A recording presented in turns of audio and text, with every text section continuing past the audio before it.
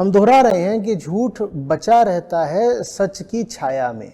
झूठ के पांव नहीं होते, उसे चलने के लिए सच के पांव चाहिए। झूठ में प्राण नहीं होते, उसे चलने के लिए सच के प्राण चाहिए। वो चलता है, जीता है, खाता है, सांस लेता है सच के प्रताप से, सच के सानिध्य में। तो एक और तो दुर्योधन जैसे हैं जिनका झूठ एकदम अनावृत है, पूरी तरह खुला, निर्वस्त्र,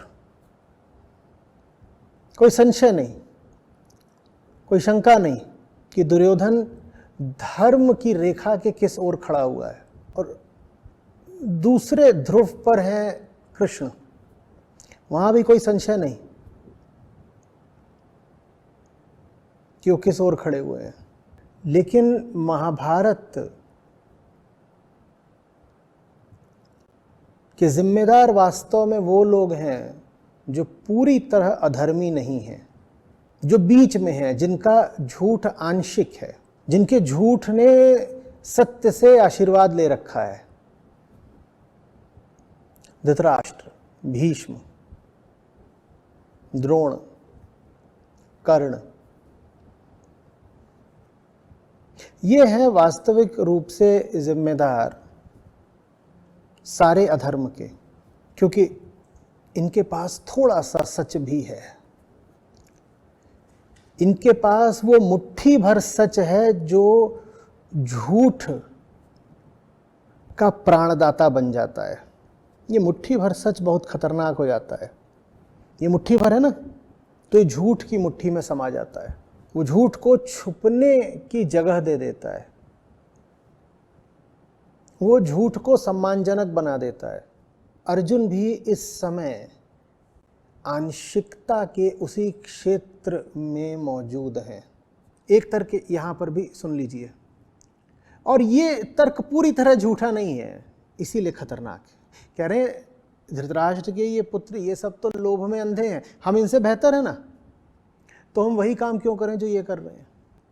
अब सुनने में ये बात कितनी ठीक लगती है कि अगर हम लड़ाई करते हैं तो हम तो दुर्योधन के तल पर उतर आए ना, हम में और दुर्योधन में अंतर क्या रहा, फिर वो तो लड़ाई ही व्यर्थ हो गई। लड़ाई तो धर्म बनाम अधर्म की होती है, और अगर हम दुर्योधन जैसे ही हो गए तो उधर भी अधर्म और इधर भी अधर्म, फिर लड़ाई का औचित्य क्या बचा। बात सुनने में कितनी सार्थक है।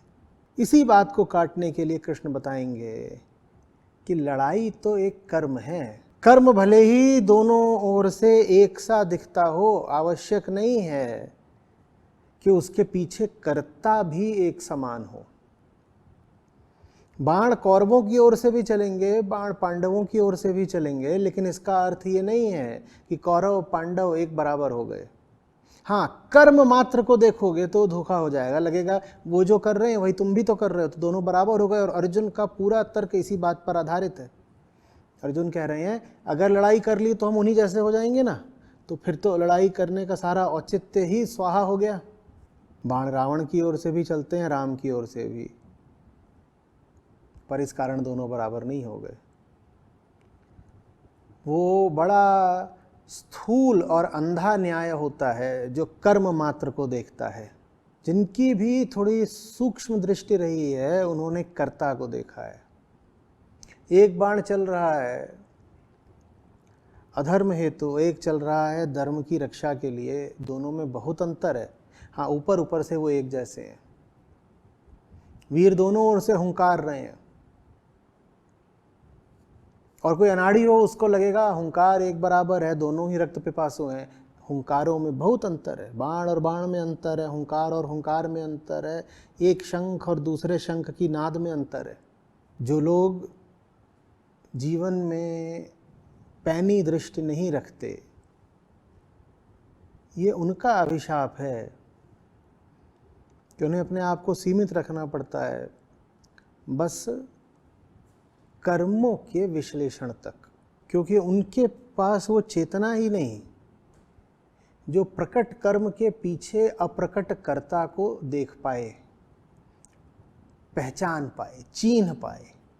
उनकी हालत ऐसी है कि दो व्यक्ति अस्पताल जाते हो, एक इसलिए कि बीमार है, दूसरा इसलिए कि चिकित्सक है,